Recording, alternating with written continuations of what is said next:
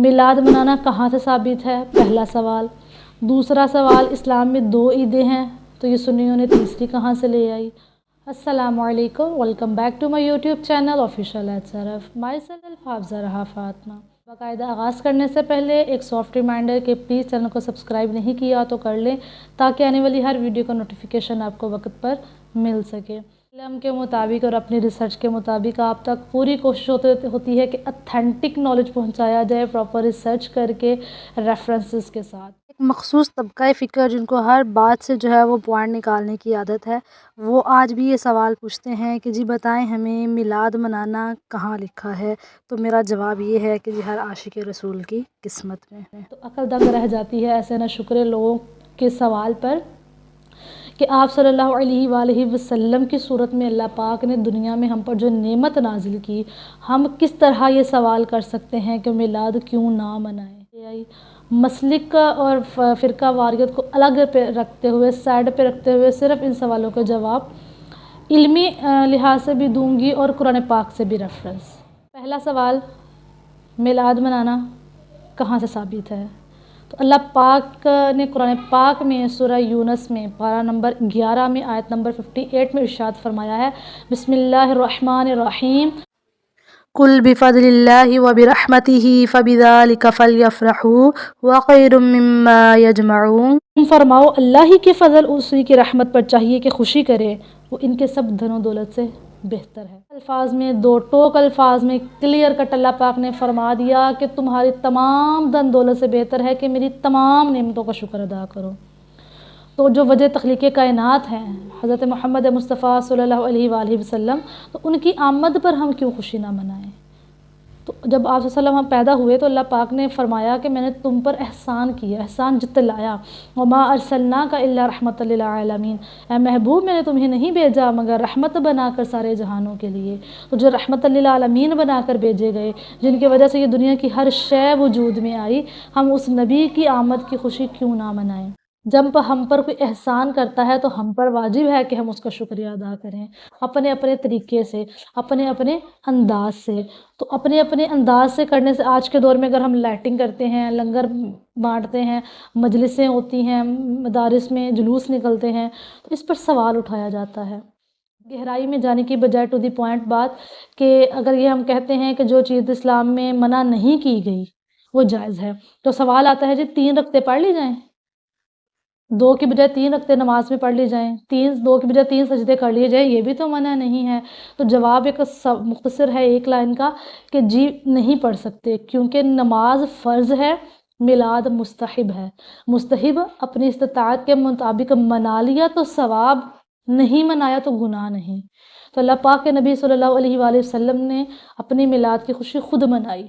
مسلم میں یہ حدیث موجود ہے، حضرت ابو قتادہ اس حدیث کو راوی کرتے ہیں، روایت کرتے ہیں کہ آپ صلی اللہ علیہ وآلہ وسلم پیر کا روزہ رکھا کرتے تھے۔ جب آپ سے پوچھا کہ یا رسول اللہ آپ نے روزہ کیوں رکھتے ہیں، تو آپ نے فرمایا کہ اسی دن میں پیدا ہوا اور اسی دن مجھ پر وحی نازل کی گئی۔ آپ صلی اللہ علیہ وآلہ وسلم نے اپنی آمد کی خوشی ہر مہینے نہیں، ہر سال نہیں، ہر ہفتہ منائی ہے۔ تو ہم کیوں نہ آپ صلی اللہ علیہ وآلہ وسلم کی آمد کی خوشی میں اپنے گھروں کو روشن کریں، اپنے دلوں کو روشن کریں، اپنے ایمان کو روشن کریں، چراغاں کریں، زیادہ سے زیادہ اللہ کے رسول پر درود و سلام پیش کریں، نمازوں کی پابندی کریں، اللہ کے نبی کی رضا والے کام کریں، بجائے کہ اس طرح کے سوالات کرنے پہ کہاں سے ثابت ہے؟ عید میلاد النبی لفظ استعمال کرنے پر بھی جلن ہے۔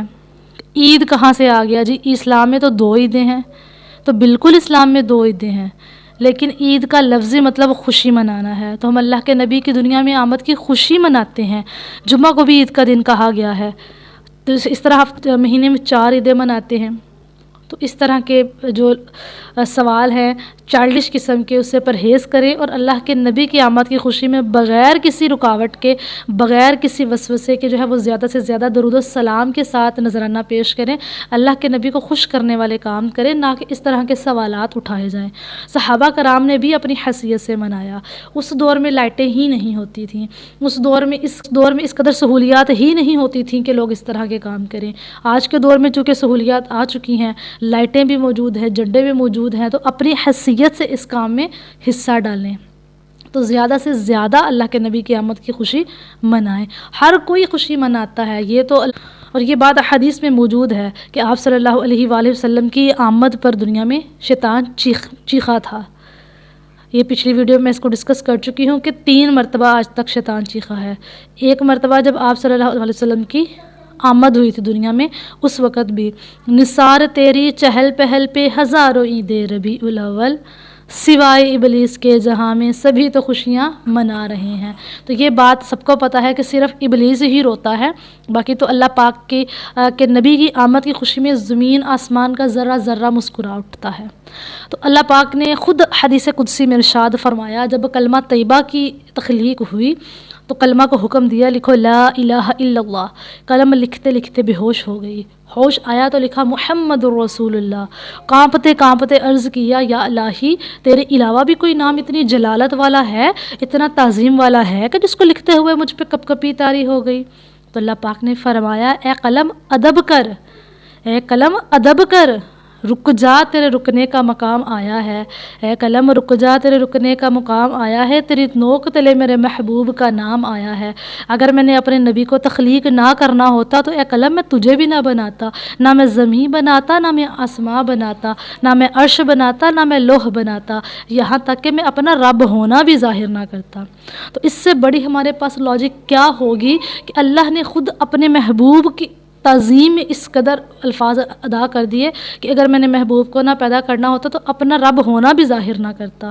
تو اس محبوب کی اتنی تعظیم، اتنی عزت، تو اس طرح کی جو نعمت ہے اس کا شکر ادا کرنا ہم پر واجب ہے، بغیر کسی وسوسے کے، بغیر کسی شک و شبے کے جو ہے اللہ کے نبی کی آمد کی خوشی منائیں، بغیر کسی طرح کے سوال جواب کیے۔ اگر پھر بھی آپ کا کوئی سوال باقی ہے تو آپ لوگ کمنٹ باکس میں ضرور کیجیے گا، انشاءاللہ العزیز اس کا جواب ضرور دیا جائے گا۔ تو اللہ کے نبی کی آمد پر سوال کرنے کی بجائے خوشیاں منائیں جس لحاظ سے آپ منانا چاہتے ہیں۔ امید ہے کہ آپ کا کانسیپٹ کلیئر ہو گیا ہوگا کہ آپ کے دور میں یہ نہیں تھا تو آج کیوں ہو رہا ہے، آپ کے دور میں یہ نہیں تھا تو کیوں ہو رہا ہے۔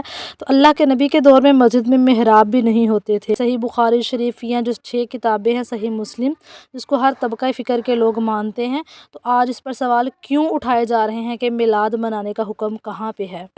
اللہ کے نبی کے دور میں تو کہیں بھی جو ہے وہ یہ 6 سالہ جو کورس ہو درس نظامی کے نام سے وہ بھی نہیں تھے۔ تو اس طرح کی باتوں کو جو ہے وہ بے تکی باتوں کو کرنے سے پرہیز کریں۔